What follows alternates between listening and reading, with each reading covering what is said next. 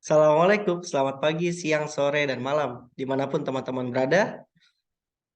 Pada kali ini, kita akan mempresentasikan tentang hubungan harga ayam dengan harga saham PT JPFA.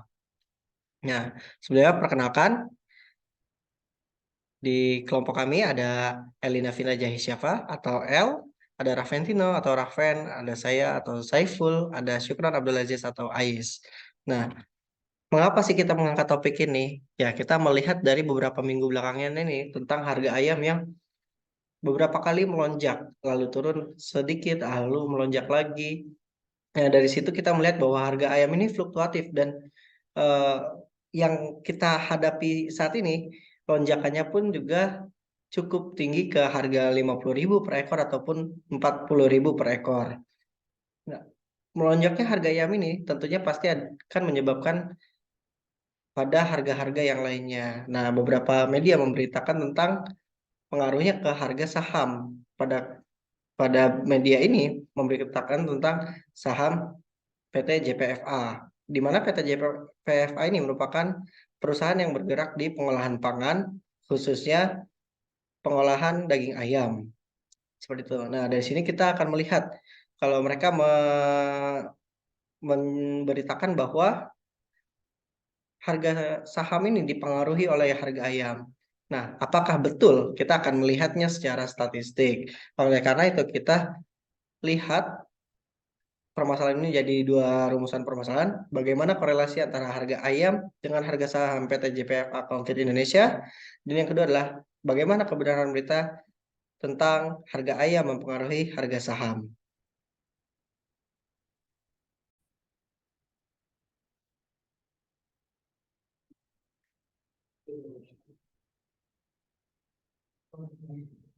Nah, selanjutnya adalah metode dan model. Metode dan model yang digunakan pada penelitian ini, yang pertama adalah Geometric Brownian Motion, atau yang akan disingkat dengan GBM. GBM ini juga dikenal sebagai Exponential Brownian Motion, yang biasanya digunakan untuk model pertumbuhan populasi, proses finansial, dan juga untuk memodelkan proses yang tidak pernah bernilai negatif. Nah, kenapa pada penelitian ini kita menggunakan GBM? Karena pada penelitian ini masuk pada proses finansial yang tidak bernilai negatif.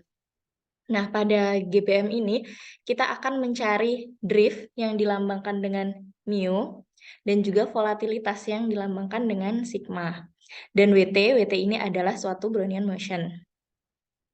Selanjutnya, model yang digunakan pada penelitian ini dalam finance dikenal sebagai log normal asset return model, yang mana formulanya terdapat pada layar. Dengan ZI ini adalah Z1, Z2 sampai dengan Zn, yang mana adalah suatu bilangan yang dibangkitkan secara random independen dari distribusi normal standar. Selanjutnya, kita gunakan analisis regresi, yang mana adalah metode statistika untuk mengetahui hubungan antara dua variabel atau lebih. Nah, analisis regresi ini biasanya melihat data pada sebuah grafik, sehingga kita akan memerlukan curve fitting untuk menyelesaikannya.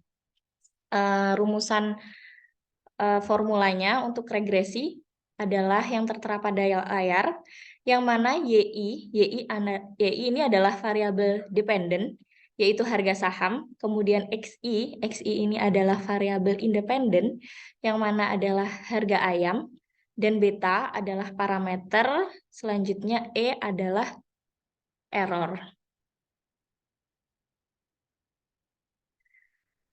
Nah, selanjutnya adalah data. Data yang digunakan pada penelitian ini adalah data mingguan dari perubahan harga ayam yang diperoleh pada Pusat Informasi Harga Pangan Strategis Nasional yang kita dapat pada link yang tertera pada layar. Dan juga data perubahan harga saham Japfa dengan link yang ada pada layar juga.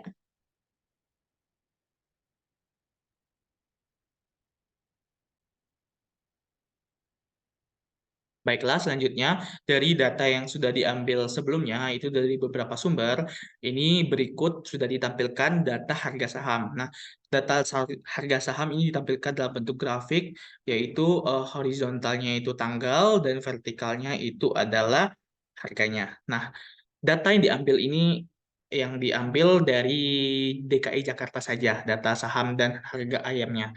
Nah, tanggalnya yaitu dari tanggal 1 Januari 2020 sampai 31 Mei 2023, yaitu jumlahnya ada 179 minggu, karena kita hitung datanya itu per minggu. Jadi kita bisa melihat data harga saham ini kan fluktuatif nih. Nah, kita bisa lihat juga harga terendah dari harga saham yaitu Rp793 dan juga harga tertinggi itu 1.974. Selanjutnya, untuk harga ayam itu tidak jauh beda, tanggalnya sama, dan juga untuk horizontalnya itu adalah tanggal, dan untuk vertikalnya itu adalah harganya. Dan harga terendahnya itu Rp29.000 dan harga tertingginya itu Rp46.100. Nah, dari data tersebut, kita bisa mendapatkan drift dan volatility-nya. Nah, untuk drift volatility dari harga saham dan harga ayam didapat dari bantuan menggunakan aplikasi Python. Nah, didapatkan bahwa drift untuk harga saham itu 6,26 dan volatility-nya 57,19, dan untuk harga ayam drift-nya itu 18,98 dan volatility-nya 55,67%. Nah, bisa dilihat bahwa volatility-nya perbandingannya tidak jauh beda, itu sama bisa dikatakan. Artinya berarti variansinya itu tidak jauh beda juga. Selanjutnya, dari drift dan volatility-nya didapat dari data, dilakukan simulasi. Nah, berikut grafik untuk satu kali simulasi menggunakan metode GBM dengan aplikasi Python, bantuan aplikasi Python. Didapatkan dari titik awal, yaitu untuk ayam 39.350, dan juga untuk saham itu 1.230. Nah, kan jauh beda itu harganya 1.000 sama 39.000, puluhan ribu sama 1.000. Nah, saham dikali 40 kali 40 jadi 40 ribuan. Nah, kenapa? Karena perbandingan MEA-nya tuh supaya tidak terlalu jauh gitu driftnya. Jadi alasannya dikali 40 untuk harga saham, untuk titik awal yang sama. Dan juga untuk ayam 39.350.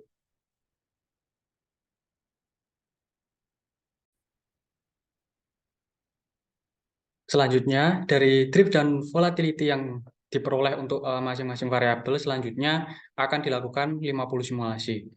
Untuk harga ayam, diambil harga awal pada waktu T0 yaitu sebesar 39.350. Kemudian dilakukan 50 simulasi GBM selama 1 tahun dengan drift dan volatilitas yang telah diperoleh sebelumnya. Sehingga diperoleh random walk seperti pada grafik berikut. Nah, dan kita ambil 50 harga akhir hasil dari simulasi. Kemudian untuk harga saham juga diambil harga awal itu sebesar 1.230. Kemudian dilakukan juga 50 simulasi GBM selama 1 tahun dengan drift dan volatilitas yang telah diperoleh sebelumnya. Sehingga diperoleh juga 50 harga akhir hasil dari simulasi.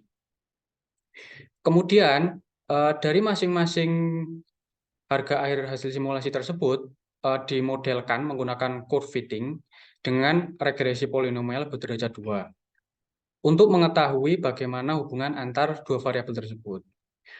Nah, derajat 2 di sini diambil karena dari beberapa percobaan simulasi yang dilakukan, polinomial dengan derajat 2 menghasilkan coefficient of determination atau R-square-nya itu yang relatif stabil daripada derajat yang lain ketika dilakukan percobaan simulasi.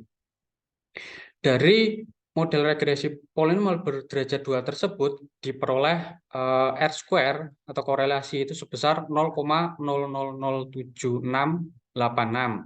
yang mana nilai ini sangat kecil. Sehingga hal ini berarti keterkaitan harga ayam dan harga saham itu tidak saling mempengaruhi. Oleh karena itu, pemberitaan naik atau turunnya harga saham tidak bisa dijadikan patokan untuk membeli atau menjual harga saham. Jadi, dari berita yang beredar, setelah kita uji dengan statistik, tidak dapat kita pegang sebagai patokan untuk pemilihan harga saham Java. Ada. Saham? Ada. Ayam. Kami dari Saya- Terima kasih.